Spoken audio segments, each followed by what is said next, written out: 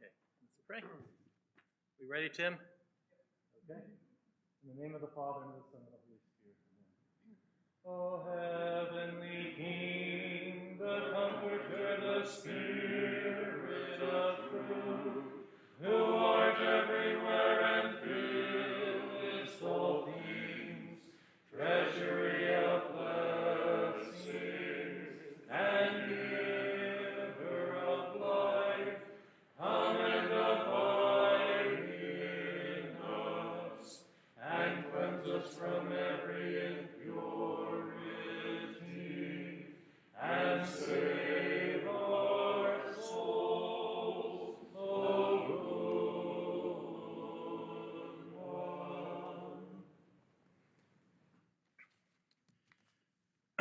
I was chasing down a reference in the Didache this afternoon, and I came across this commandment. It said, "Young man, you shall not be an enchanter."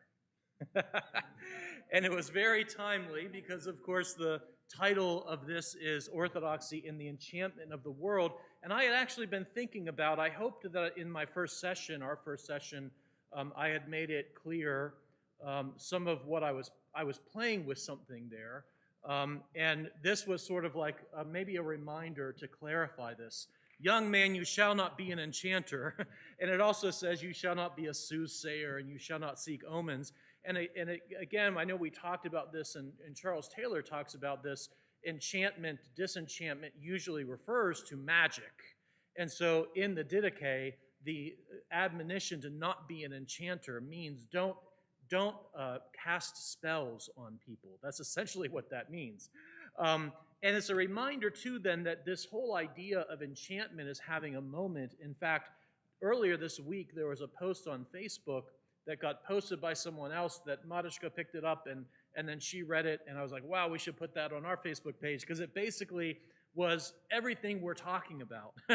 The whole post, this is all very timely, because we're all wrestling with this idea of what does it mean to live in a completely flattened, disenchanted world. But we're reminded that the word enchantment is associated with magic. It is associated with incantation or casting spells.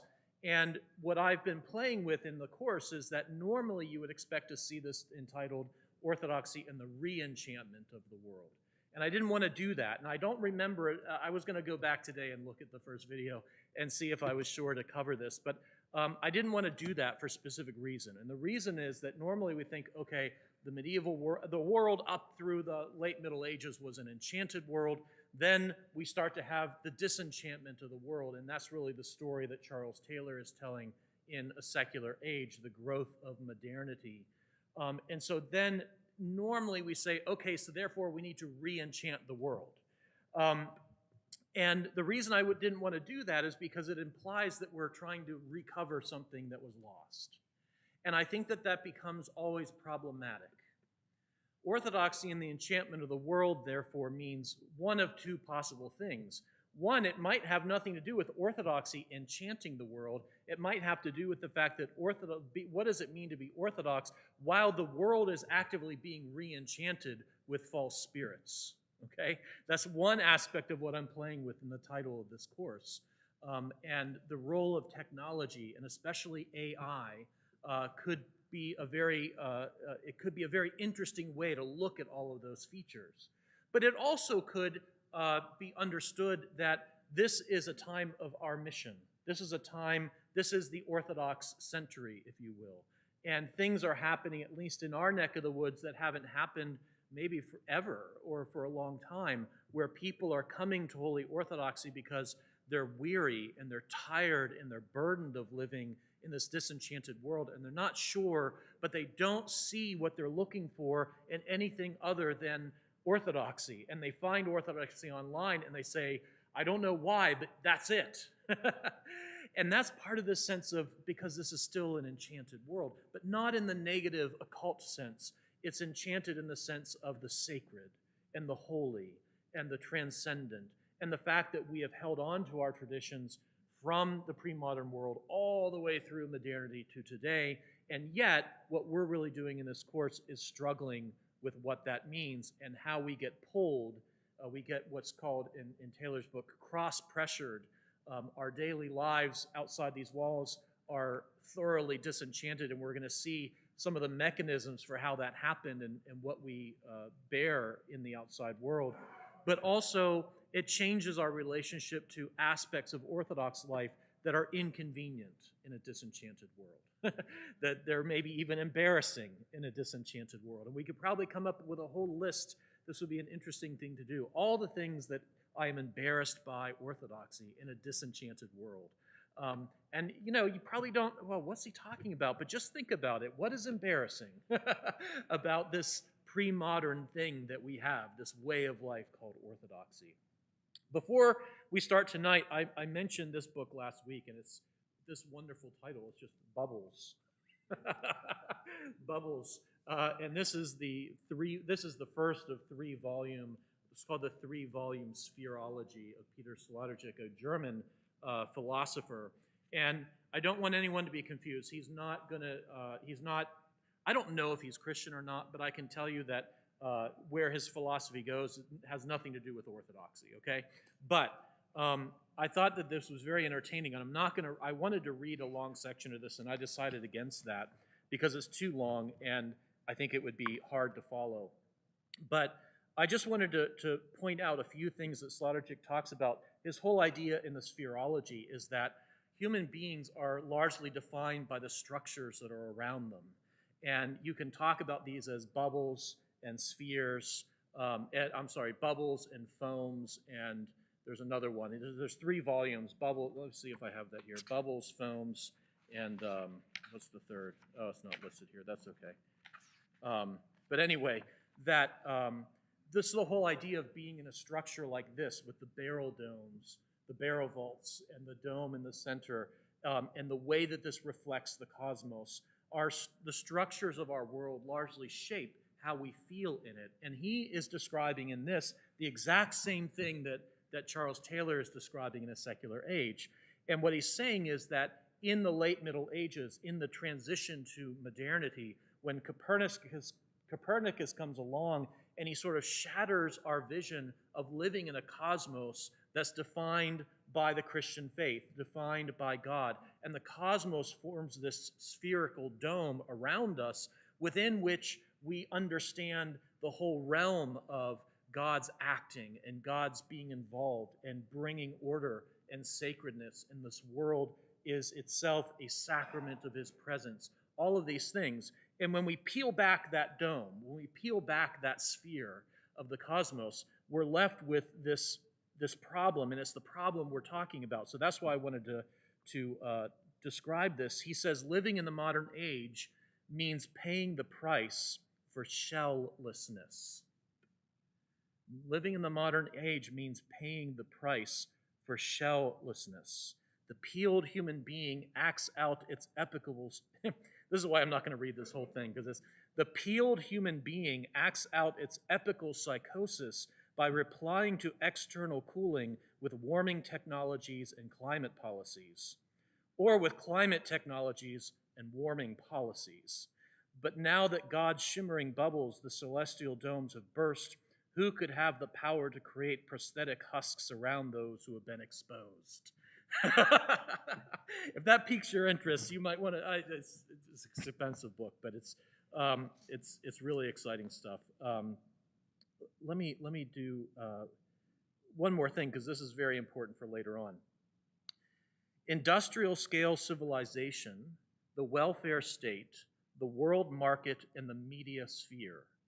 All these large-scale projects aim in a shell-less time for an imitation of the now impossible imaginary spheric security.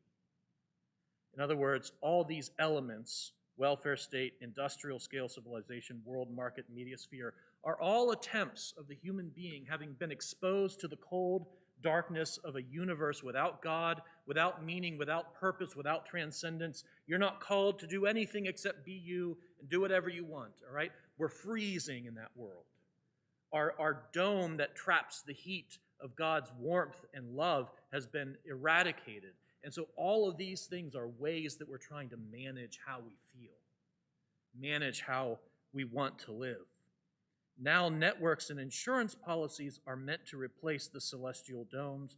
Telecommunication as to reenact the all-encompassing, right? What's the thing that's everywhere present? The cell phone. They can get you anywhere, right? But that's magic. That in any other age, the cell phone would absolutely be understood as magic, as being part of an enchanted world. So again, we're playing with this whole idea of what exactly is enchanting our world and what's it leading us into. So I could go on and on with Sloterdijk, but that's just the introduction to Volume 1 of his spherology. So I won't keep on with that. So what we're doing tonight is we're continuing. This is part 2 of Charles Taylor's A Secular Age, obviously just touching on the highlights because it's a very dense and very wonderful book. And this starts to begin to ask the question, how do we replace transcendence? And again, I know we've talked about this before, but Taylor's main emphasis is that the subtraction theory of our modern world doesn't work. All right, it's not accurate. And the subtraction theory, if you recall, is this idea, that if we remove God and the sacred and the holy and the transcendent, we take all that stuff out, what we're left with is what we got. The material world the way it actually is, without all of that other stuff obscuring our vision of it. This is the subtraction theory. It's, for many people, it's the way that we live, right? We kind of go out these doors and we work in our jobs and we engage in recreation and we experience the world as dense and flat and material, and we say, this is the way the world actually is. We've got to add the sacred to that world, you see. But that in itself, what Taylor is saying is, that in itself is not the way the world is. It is a construct, or he actually calls it an achievement, right? Not in the sense that it's good or bad. You can achieve something and it can be awful, right? But it is an achievement. It's something that we deliberately constructed. And so tonight we're looking at what does it mean that we constructed the world that we consider to be normal in terms of its mundane, sort of scientific, rational, humanist focus, okay? And so what he emphasizes is that the theological shift that we were talking about last week leads to an anthropological shift in 4 movements, all right? So in other words, an anthropological shift is a change in what it means to be human and a change in how we're relating to our world around us. It gets to Sloterdijk, we don't have the sacred anymore, so we build telecommunication towers to communicate, right? So that's what's going on, all right? So first, the first shift in 4 movements, the first of those shifts, Taylor describes as the eclipse of a further purpose or a good that transcends human flourishing, all right? In the pre-modern world, all the cosmos was understood to have a telos in God, meaning telos and teleology is the study of the end of things. So in the pre-modern world, everyone understood that everything in the world led to God, right? Everything in the world had a purpose within his divine providence and in the active presence of God and the angels and the saints, as well as the demons and the forest sprites and the fairies and the elves and the dwarves, all that kind of stuff we've been looking at in Unset. All of these things had a telos in God. All these things found their purpose in God. And this is described throughout the Orthodox spiritual tradition. You'll find this as one of the stages of illumination. And one of the stages of illumination, meaning to be illumined by the Holy Spirit, is to perceive the inner essence of all things. Has anyone heard that before in your reading? Almost any sort of spiritual foundational work of the Orthodox East will talk about the importance of perceiving the inner essence of all things. And I had a wonderful conversation with a gentleman who was asking me, please explain that to me. He wasn't Orthodox, and he had read about that, and he found it very confusing. Are you saying that I'm walking around and every rock I see has some kind of individual purpose or teleology or inner essence? And I don't think that's it at all. I think that what the Orthodox spiritual tradition means and what would have been innately obvious or natural to the pre-modern mindset is simply this, that everywhere we go, the world is filled with spirit, and that the appearance of things and the material of things is not all there is. There's more to them. There's things that we don't see. And ultimately, everything has its end and purpose in God. Everything becomes a sacrament of our meeting God in the world. Everything becomes sacred or capable of being sacred. Okay? So everything has a telos in God, and was a transcendent movement towards deification. And it's interesting that Taylor describes this, because Taylor does, obviously I've mentioned he's Roman Catholic, but he does bring in the Orthodox worldview at times here. And this is one of the ways that he describes that the Greek fathers would insist upon this and would push back on the growth of modernity in the West, is insisting on deification, which is nothing less than the material creation in the human person being joined to God and receiving a participation in his nature and thus being divinized or experiencing theosis. The way that the world itself is sanctified and joined to God is through the human person. And therefore, we should relate to the world and interact with the world in its sacred purpose. This is what it means in the spiritual life to perceive the inner essence of all things. It means I'm relating to you in as much as you become something that's taken into me, offered to God, and we all, everything, there is a kind of we in the material creation, because it's us. Everything is lifted up to heaven, right? So there was more than mundane human flourishing that formed the basis of calls to piety and holiness and prayer, worship as the central feature of culture, society, politics, family, community. The cross-tension between human flourishing and self-transcendence formed the poles of orientation that gave life meaning, all right? So this life is not all there is. We'll talk about worship in a little bit, because that's really crucial. This life is not all there is, and perhaps isn't even the most important thing.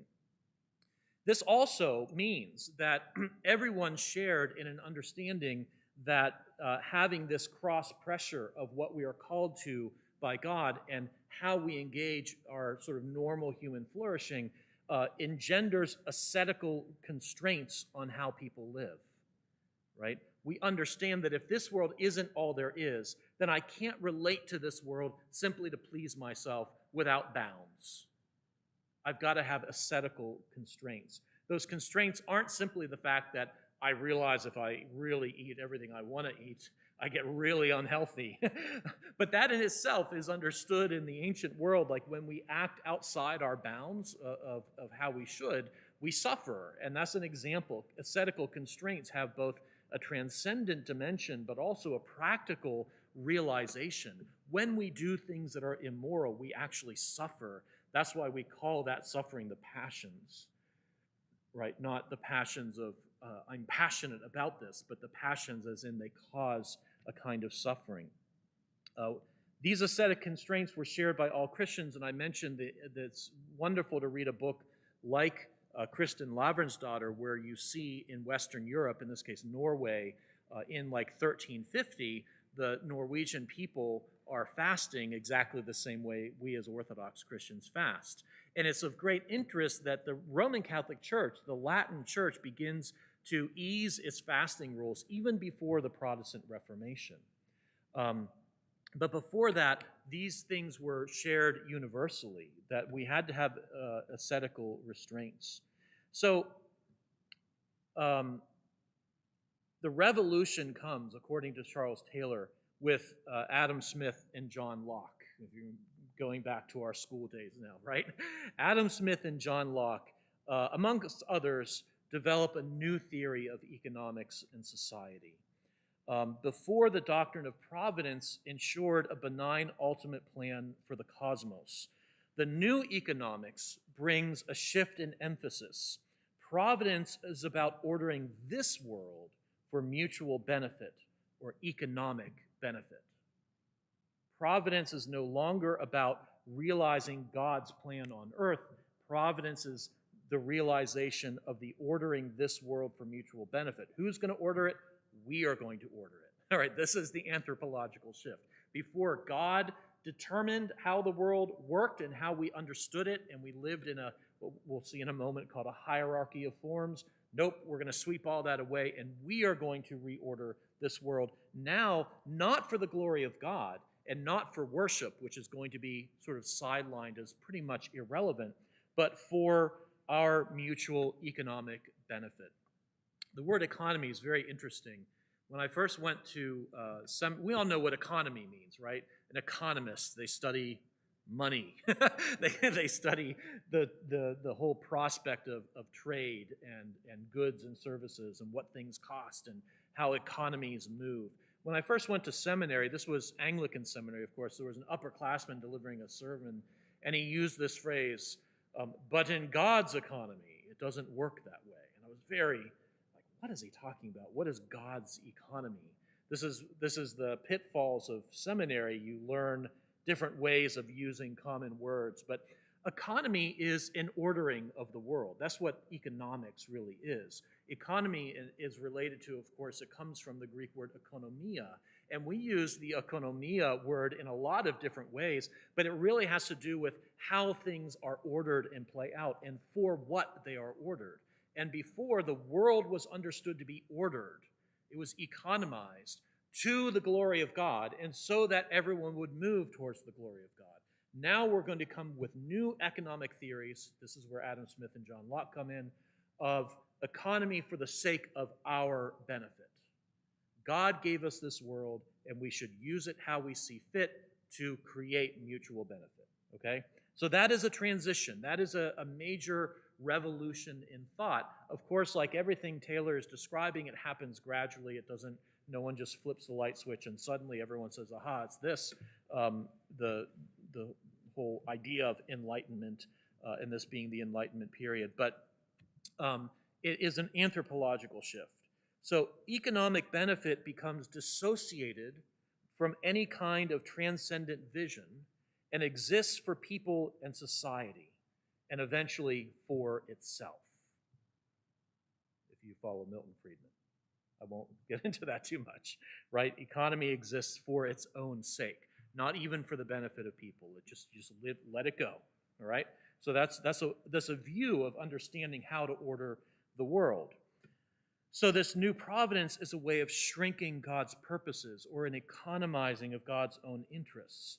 And quote from Taylor, God's goals for us shrink to the single end of our encompassing this order of mutual benefit he has designed for us, right? He has placed us in this world basically to be happy and to do with it as we please, not to his glory. Even our theism, we can still believe in God with this idea at work, even our theism becomes humanized and immanentized. The telos of God's providence is circumscribed by immanence, right? It's not the transcendent world that we aim at. It's now flourishing in this world. And that becomes the totality of our vision. So this is part of what we talked about last week, this instinct of living in the pre-modern age and the medieval period of embodying a tension between what this world flourishing asks of us and what transcendent world flourishing asks of us. And instead of resolving that, we embody it and we live within that. So this is one of the ways where we begin to resolve in the modern age that tension. No longer living with it, but saying now we don't have to worry so much about the transcendent and the call to holiness and all that. We can focus more on our own good. And this is the way Taylor describes this. If anyone buys the book or is online and looking at the book, this is on page 222. We owe God nothing further than the achievement of our own good. We owe God nothing further than the achievement of our own good. All right, so that's an idea that begins to define modernity. It's related to, I know we've talked about this before, and I'll just briefly mention it, but it's related to resolving a tension within Calvinist theology itself. Remember that Calvinism was very heavy on this idea of election. You are either of the elect of God, or you're not, all right? Calvin gets that from Augustine, so it's a pretty old idea. It's never acceptable in the Orthodox East. Even Augustine's notion of predestination or double predestination is not accepted by the Latin West. But with Calvinism and with Lutheranism, you get those ideas coming back, and it raises this question, how do I know that I'm of the elect? And one of the ways that we identify the birth of what we call the Protestant work ethic is that you know you are of the elect if you flourish in this world. Right? This world flourishing is a sign of God's blessing upon you, and that means you are elect. And you see, this is metaphysically very complicated, because what that suggests is that if you suffer in this world, it means, well, God didn't choose you, right? Or you at least can't confirm your election by seeing the presence of God's blessing on your life in this world. I know for us Orthodox, this is a very strange way of thinking, because it starts to do away with the cross. Even as they're preaching the cross all over the place and up and down, they're developing a basic stance which says that this worldly flourishing becomes a sign of God's benevolence and election of my path. And I think that Taylor is onto that as well. All right, so does that make sense?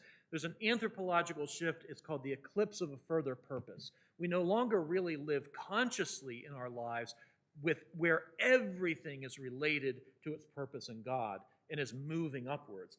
Now we have resolved that tension of what holiness calls us to, and we can focus more on human flourishing. And what's crucial to understand Taylor's argument here is that this isn't how secular people think. This is how Christians begin to think, right? This is how Western Christians begin to think. And it's a change. All right, moving on to number 2. First was the eclipse of a further purpose. The second is the eclipse of grace. If God's providential concern for the world is reduced to an economic ordering of creation to our mutual benefit, and this design is discernible by reason, then by reason and intelligence, humans could rise to the challenge and realize it. Right? We begin to gain a confidence that we can order this world, and that our use of reason and intelligence is all we need to order this world. God plays a role, but now we're starting to get into what Taylor calls providential deism.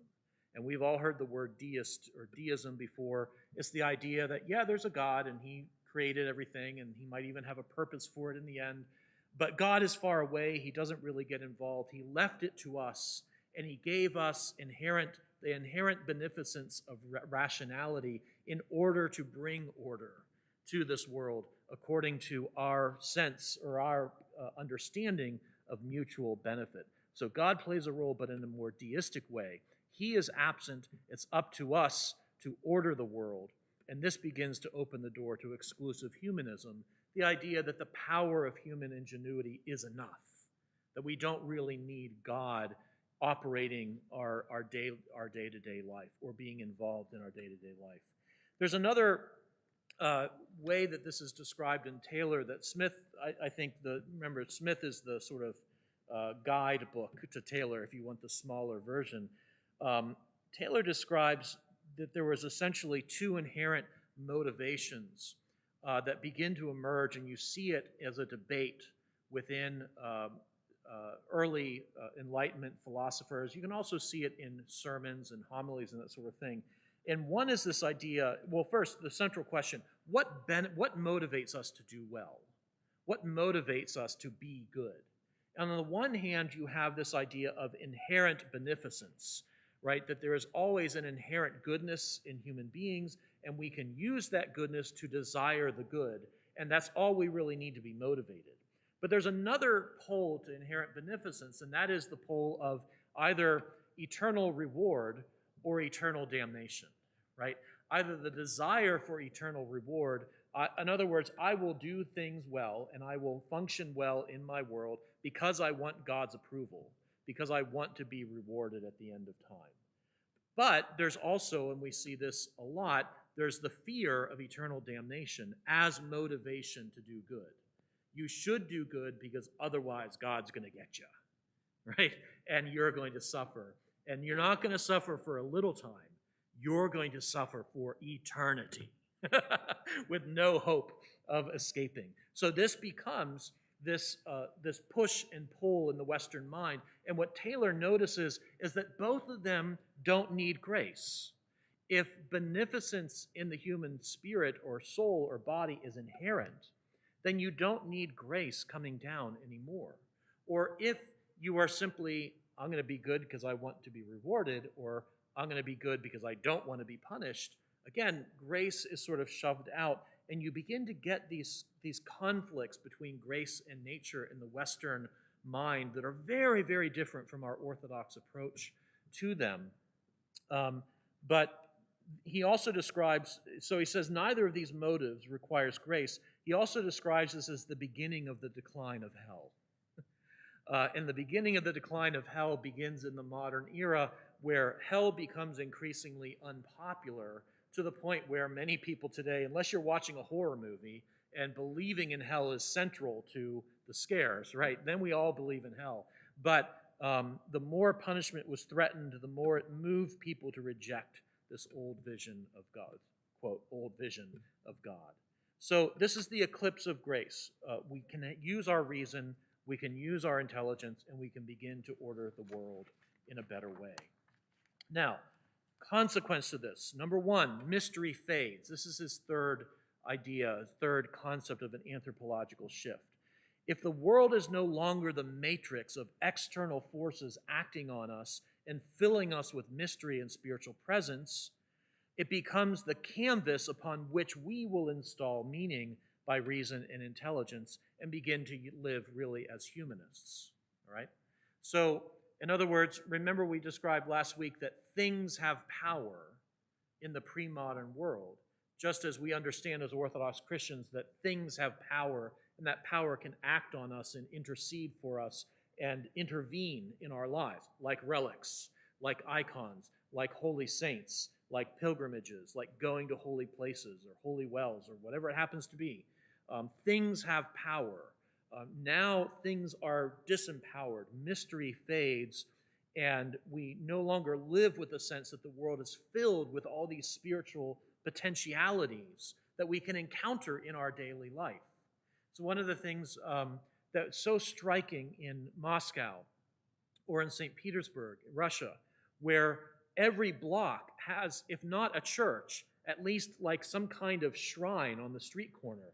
And just in rush hour, the number of people who are on their way to work, but they can just duck in and light a candle and then duck out. And it's again, this is one of the ways that, I mean, Russia's a special case when it comes to understanding enchantment and disenchantment and everything, because they were forcibly disenchanted by the Soviet Union. But it's an example where there's a way of living in which even your commute to work is filled with sacred action. And if it's filled with sacred action, it becomes filled with spiritual potentialities, right? That's very difficult for us to grasp because we're like, no, I got to get in my car and I got to go in the traffic, and we have this car culture, and there's no time to stop at a church to light a candle. They'd all be locked even if there was, right?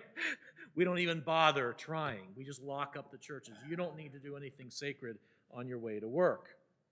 And let me just read a quick section here from Taylor that I thought was especially poignant on this. If God's purposes for us encompass only our own good, and this can be read from the design of nature, then no further mystery can hide here. If we set aside one of the central mysteries of traditional Christian faith, that of evil, of our estrangement from God and inability to return to Him unaided, but we see all the motivation we need already there, either in our self-interest well understood or in our feelings of benevolence, then there is no further mystery in the human heart, right? This is what he's saying is part of the shift. We no longer live in a world of mystery. We live in a world of conquest by reason for the most part. Okay? And then fourthly, because of this, we lose the sense that our end transcends our current configuration and a sense of participation in God or deification. The humanist shift means God is at best distant and uninvolved. This life is the only one worth living for. The dome of heaven is closing, but no one notices because they are only looking at this plane of existence. And importantly then, within that closed immanence, and that's where we get this idea of a closed or flattened immanent worldview, right? All the calling and potentiality of heaven is now flattened downward, and this life is for you. And you have to order it according to your reason. Transformation of your life becomes relegated to after death. You won't be called to change here. You will be called to flourish here. You will be changed by God after you die, right? And if you've ever thought about this, it's quite easy to spend years going to church and to not really hear, because we live in this immanent modernist, humanist world, not really grasp that Jesus Christ is calling us in his commandments to be transfigured in this life. And that the implication of that is that we cannot live a purely immanent life or a purely humanist worldview and think that we can understand what that means. We get confused, and that's part of why this course, right? What does it mean to live with a call to transfiguration right here and right now, but a world that's saying, hey, the world is here for you to order as you please and do with it as you want, okay? So these are two very different visions of what it means to live well in the world. Where does that motivation really come from? Any questions, any comments, any thoughts? Yes?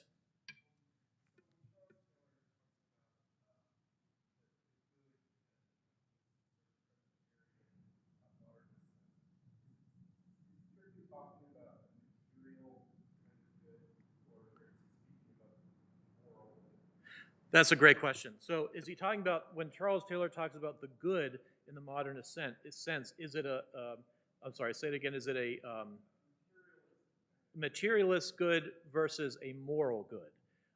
Both. What happens is, and I'll get there in just a moment, what happens is religion gets sort of boiled down or reduced to, number one, believe in a God who's basically, in function, believe in a God, but that God's distant. He doesn't really get involved with the details. But otherwise, be a moral person, right? So the good is defined by holding to morality. And this is the emergence. In this actual section, he talks about this as the emergence of polite society. I'll get to that in just a moment. That's a great question. Let me do this first. I'm sorry. Yes?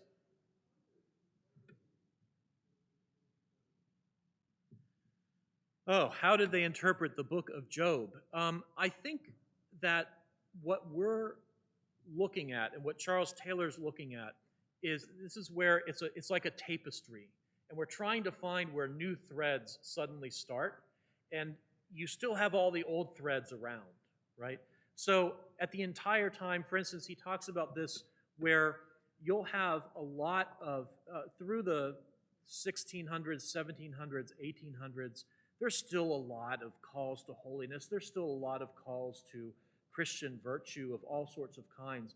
But there's an interior shift in our assumption about the way the world works. And so it's a both and sort of narrative. Where, yeah, there's the book of Job out there, which is part of the mystery of evil, and it's not resolved at the end. And this is a great question, because think about this. In the end, the final question Job is asking God is, what's going on? And God says, I'm God. Right? That's the whole book. That's it. There's no reason to it. This is crucial because the transcendent gaze of the human being is a part of the story that we get to tonight. But the whole idea that there are things we don't understand is still there, of course. But there's these new threads that sort of shift the mind. And so for a cultural historian or for a philosopher who's reading all these treasures of cultural history, and this is where reading Taylor is a different experience than hearing a summary, because he's actually showing us the sources of where this is all coming from. We see a difference in the way that people describe reality. And again, Adam Smith and John Locke. They're developing something new. And this is all part of the upheaval of the Protestant Reformation and the way that scholasticism and the Renaissance and humanism give birth to the Reformation and then later the Enlightenment. These are all philosophical movements that are captured in the literary record, if you will. So it's a both-and sort of thing, right? So it's not that people suddenly say, oh, Job, well, we just don't do that. It's the same issue, I think, of how do we understand the cross of Christ? How can doing well in this world be a sign of God's benevolence, but then the cross is the ultimate sign of God's love? How can we reconcile those two things? And the answer is, well, for a long, long time, we just do. Jesus takes the cross. The cross doesn't become the vision of my life. The cross is what Jesus does instead of me, right? So the cross becomes like, oh, thankfully, I'm thankful for the cross because Jesus went to the cross so I don't have to go. We lose the sense that the cross is the way, right?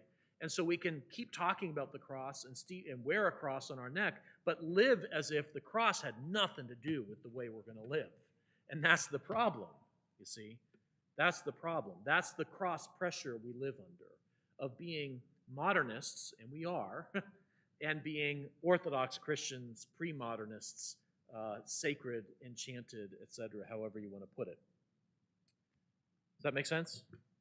It's complicated. In other words, he's not trying to suggest that this is all very simple and we just go from here to here chronologically and then everyone thinks this way and then everyone thinks that way. He's recognizing that all these streams of thought are coexisting, but what's growing is a fundamental change in how we relate as human beings to the world. That the way that the medieval person understood the way the cosmos was constructed was fundamentally different than the way we do now. And that means that our ways of believing have also been transformed, even if they're still robust. And that's part of the challenge. Yes?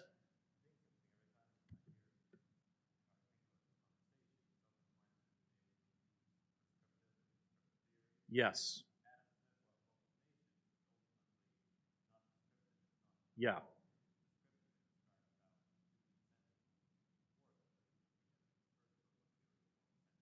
Yeah.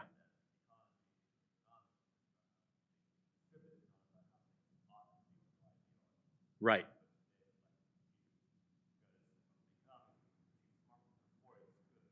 Yeah. Right. Right. And we do the same thing. He's talking about, for the microphone here, that we confuse descriptive and prescriptive models for economics. We do the same thing, though, when we read the Bible. And this is a favorite tactic of the sort of new atheists, is they'll take a descriptive passage from the Bible and they'll treat it as if it's prescriptive and therefore worthy of being rejected. So what Vasily is mentioning is that Adam Smith was trying to describe the way that economy works. I think what Taylor would say, though, is that the way that Smith will see how that works is itself part of this story of transformation, that it wouldn't have been described that way in 1250, right? The way that Adam Smith describes it is not the way it would be described a few centuries earlier. There's a transformation in how we see the movement of goods and the purpose of goods in the world. And so they're describing it, but then that, if it's a good description, and there's a reason we're still, if you're an economics major, you're still reading Adam Smith, right? There's a reason why we're reading Adam Smith, because he had a very good description. And it seemed to work, right? It made this world. But that's precisely Taylor's point. This world was made. It didn't just happen because we got rid of God. We actively constructed it for good or for ill.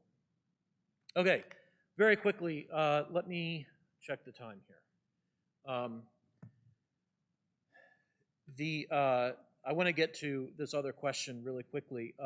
But first, apologetics. One of the things that begins to happen is that this becomes a change in how everyone begins to think of our relationship to the world. But Christians begin to become alarmed at the potentialities for unbelief at a fairly early age.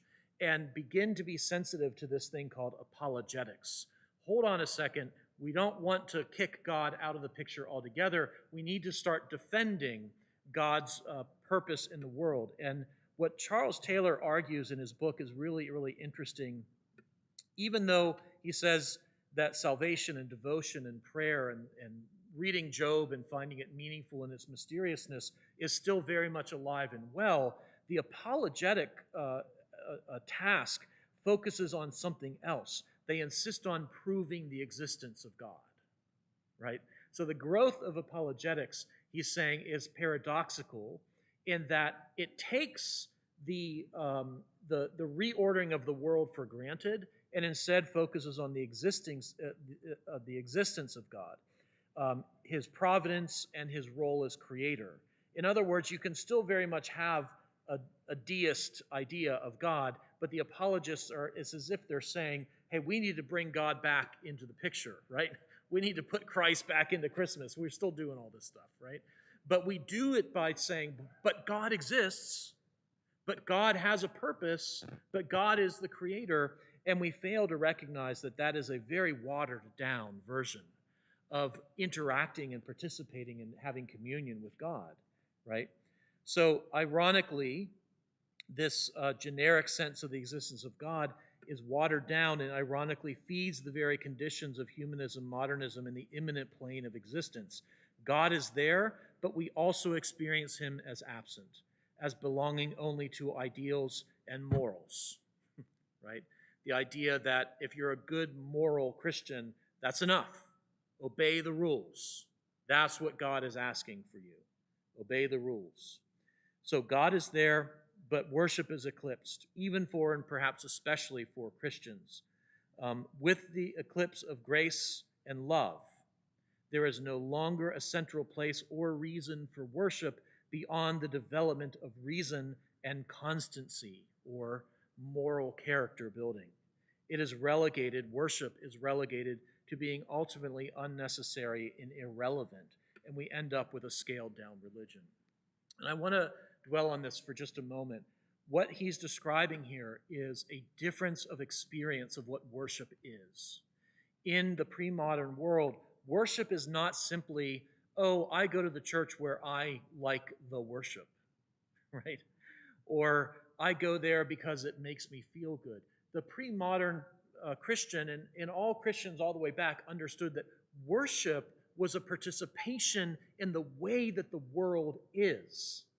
Worship was not secondary. Worship was not something separated from theology and dogma and spirituality the way we treat it now. Worship is the way the world is. And so when I participate in worship, I am literally participating in God, and that in turn shapes and infiltrates every feature or corner of my existence. That is the way worship works in the Orthodox Church. That's the way worship works in the ancient world. But in the modernist world, worship becomes irrelevant. It's nice, you should do that. God wants you to worship him, that's fine. But worship becomes something else. It becomes a kind of nostalgia, or a place where I go to get grace, or a place where I go to recharge my batteries so that I can go back out into the secular modernist world and do the real work, right? But worship is just sort of a pit stop. Worship is not the foundation of our being. So I want to give you an example of this. At the beginning of the Divine Liturgy, listen this Sunday, you'll hear Protodeacon Michael say, "It is time for the Lord to act." Has anyone ever heard that? It's not very loud. Do it loud this week. It's time for the Lord to act. Yeah, it's a dialogue between the deacon and technically the bishop, but in the absence of the bishop, the priest. It is time for the Lord to act, bless Master. Now, this gets very interesting. In earlier translations of our prayer books, in fact, probably, if one of you want to check this, in the pews, the earlier prayer books, it doesn't say it is time for the Lord to act. Do you remember what it says? Do you remember what it says? Huh? It's time to begin the service. Yes, exactly. It is time to begin the service to the Lord. These are very, very different ways of thinking, right? It is time to begin the service of the Lord, right? That's the way we used to translate the Greek and the Slavonic on that. And now we translate it as it is time for the Lord to act. Notice that if you just take that as what are we here to do? Who's doing the acting? Who's doing something? If we say it is time to begin the service to the Lord, then we are here to do something. We are here acting. If it is time for the Lord to act, then the Lord is acting on us. You see how this begins to pick up? What is the nature of the world? Is it we are here to use our reason to order our worship, our reasonable worship, or are we here to be acted upon? Or is it somehow both? It turns out that it's even more complicated. By far the worst translation, it is time to begin the service to the Lord. As if we're saying, it's 9:30, time to start. Right? That's literally what that means in English, and that is not what it means in the original language at all. That means the protodeacon states when it starts. Yes, yeah. Now, a later translation is very peculiar.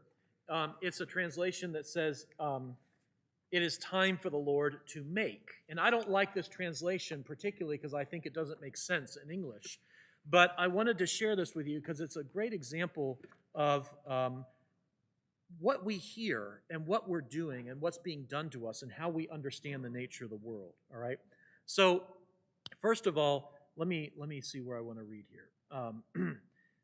A lot of this has to do with what the Greek is, okay? What is the Greek original of these things? And first of all, time is translating kairos, not chronos.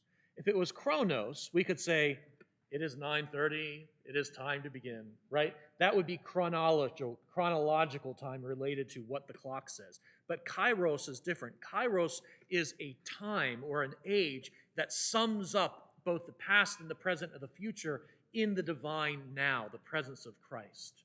And so kairos is actually the word in that sentence. And I don't want to belabor this too long, but I think it's really exciting.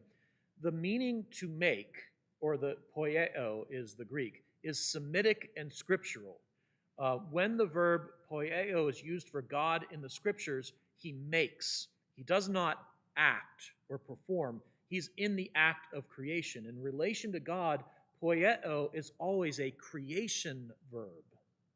It's a creation verb, okay? In the case of this phrase, God is clearly the subject of the verb, meaning he's going to be the one who does it.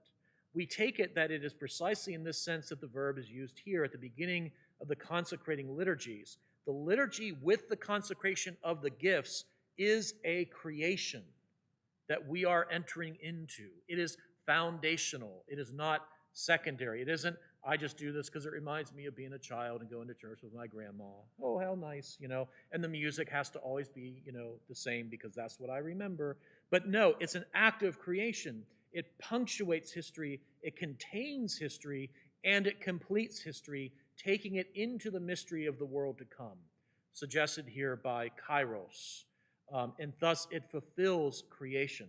So this is why in this translation, this is a modern English translation of the Euchologian of Simon and Petra Monastery on Mount Athos. He says it's time for the Lord to make, and I don't like that, so I worked on this today of coming up with my own translation, but it's not a translation, it's a dynamic equivalent. So what I'm about to share with you would be a bad translation because I'm adding a lot of elements, but what I'm trying to get at here, number one, every translation should make sense, and it should be beautiful. And it should also capture the meaning of the original. And this is why it's very hard to do with these very loaded Greek words. But here's a shot at it. This is just a rough go at it. But when you hear the protodeacon, he's going to say it is time for the Lord to act, because that's what our authorized prayer books say, right?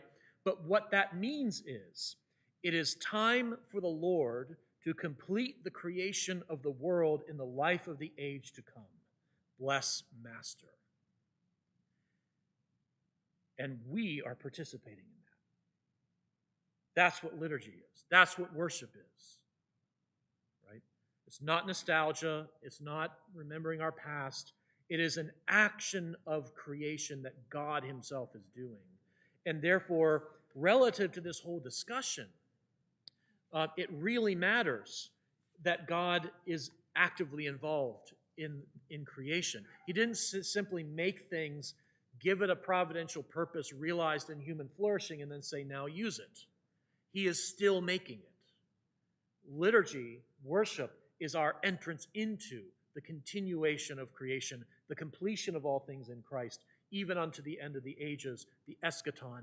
And we step into that eschaton precisely when we come into the divine liturgy. Yes? Oh, yeah, sorry. All right, my dynamic equivalent.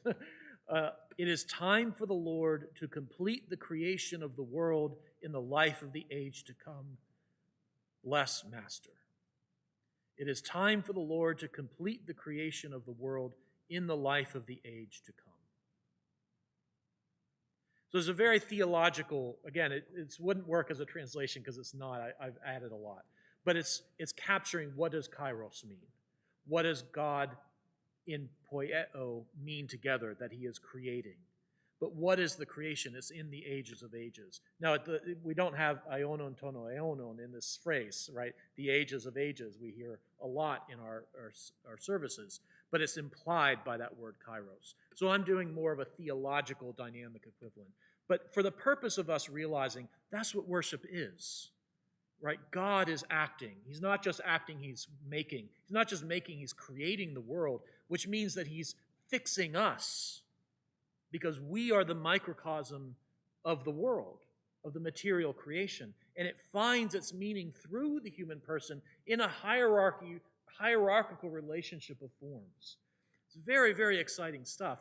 But we begin to lose it when we lose that emphasis. If we say, oh no, it's just time to begin the service to the Lord.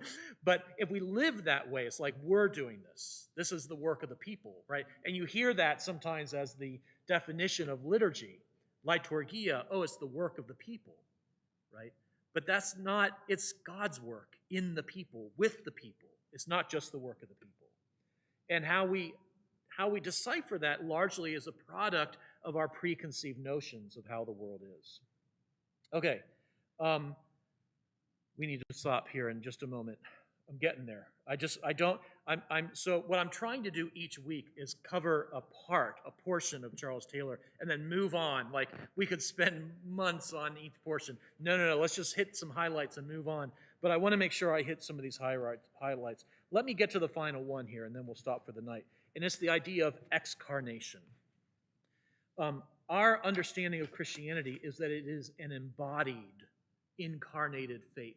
We are called to become holy God bearers. The human body itself is sacred. It's holy. And we can have communion with God in the body. We don't wait for transformation out of the body. We can have communion in the body. But what happens in the West, and this is going to be really obvious as soon as you hear it, is that you end up with an excarnated Christianity.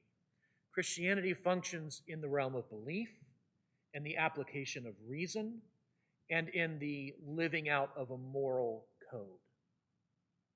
But you see, that's totally different than what we're called to in the Gospels, that what the great spiritual fathers are calling us to live. He's not just saying be moral people, right? You can't reduce Christianity to what we call moralism. Just pick your favorite issues and it's just do that and you're okay. Christianity is more than that. Of course it's moral, but it's more than that. All right. Let me just, So one of the things that becomes distasteful in the humanist age is the notion of God's agency and hence the personhood of God. The idea that God is involved. God loves you and has a plan for your life, right? This was considered by many really modernist people as gauche enthusiasm. Right? Embarrassing. They prefer the sort of deistic God who just lets us run things, thank you very much, and he stays out of it. And I like to think of this as the difference between, since we're in an election cycle here, but we can think back to the past. Think of the difference between George H.W. Bush with his stolid conservative Episcopalianism and George W. Bush with his Baptist revivalist faith. George H.W. Bush would never have gushed about Jesus being his Lord and Savior. He would have been totally embarrassed by the notion of putting his faith on display for the sake of an election, right? This has actually been documented, that he was openly opposed to appealing to his Christian, the sincerity of his Christian faith as an electoral strategy. But part of it is because Episcopalians don't like to talk that way, right? They're very proper, and they're very much part of polite society, and you don't do those kinds of things. But by the time you get to George W. Bush, you have a transformation of our own society. You have an electoral strategy of, let's push your Christianity. Jesus is my friend. Jesus is my Lord and Savior. I read the Bible. I carry the Bible around and I read it. So one of the great transformations of my own lifetime is people would be embarrassed at the notion of carrying a Bible around in public and reading it on your lunch break. And now that has become normalized for a much, much larger section of our society. And it's just very, very fascinating. It has to do with the way all these things kind of push and pull. But for moderns, God doesn't intervene. He's left the world to us. We lose, therefore, a sense of Christian faith as communion. Christianity isn't communion. And it's no mistake that by the late modern age, the Protestants all stopped having even a requirement for who received communion. It used to be up until about the 1940s and 50s that if you were Presbyterian, you could receive communion in the Presbyterian church, but if you were Episcopalian, you could not, right? They all understood that Christianity was communion. These are the things that take a long time, but eventually it's, oh no, all baptized Christians can receive communion in our churches, right? And then it's, well, even if you're not baptized, we don't want to exclude anybody. That would be unkind and mean. And you're here, so why don't you commune with us? And because why is that possible and so impossible for us? Because for Orthodoxy, we've never lost this understanding that Christianity is communion. And you actually have to be in the communion in order to commune. You can't just show up one day and say, oh, sounds pretty good, I'm up for whatever, you know. That's not how it works. You got to go through a process, right? You've got to be transformed even in this world. It is not surprising then, Taylor writes, that the religion of this impersonal order is also decommunioned, de-ritualized, and disembodied. In other words, excarnated. And increasingly, the weight, the gravity of Christianity is found not in an embodied faith that encompasses all of life, both its horizontal and vertical dimensions, where we live in this cross tension. But it becomes something that's just, it's a nice accessory as I pursue my own, self-realization and self-authentication, as I do me, and I chase my passions, and I pursue whatever makes me happy. And I want God on my side in that, and I believe in him. But really, it's up to me to figure out what all that other stuff is. And I think as we continue to get closer to where we're going in our course, that's why we suffer so much today. That's why, or let me put it differently, it's why we suffer the way that we do. It's because we've lost our orientation, and because it turns out we're not enough.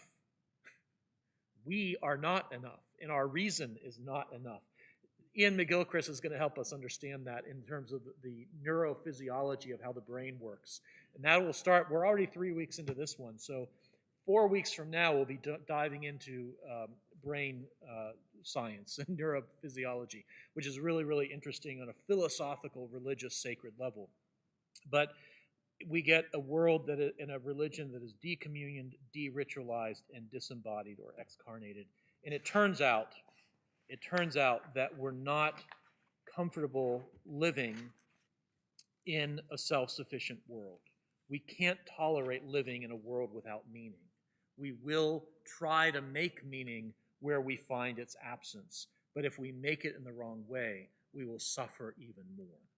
Okay? So, that's enough for tonight. We will continue to part 3 of Charles Taylor's A Secular Age. I'm going to send a link out this week. I found a wonderful blog. It's called The Partially Examined Life. And it's a philosophy podcast and blog. and it has the sections of Charles Taylor that are summarized by a grad student in philosophy. And I started reading them today, and they're really, really well done. So if the idea of reading Taylor itself is really daunting, and you're just not that into like philosophy, it's interesting for this. And you're not also, I mean, this is a much smaller book, but it's still a significant book. If you just want to read a blurb that will take you about 15 minutes, I'll send those to you, because they do a really good job of just really showing how Taylor lays out his argument. So it'll be a sort of something that's more concrete in front of you as we go forward. Once we get to Ian McGilchrist, I'll share more videos, because McGilchrist has a lot of videos that are really, really helpful. If you put into YouTube or look for podcasts on Charles Taylor, there's a ton. I've tried to wade through a lot of it, and I'm not sure it's any more accessible than what I hope we're trying to do here, thinking as Orthodox Christians through a secular age. I haven't found that perfect video of Charles Taylor talking. Whereas Ian McGilchrist is, well, there's very contemporary examples of him laying out his argument, very accessible for us. But okay, that's enough.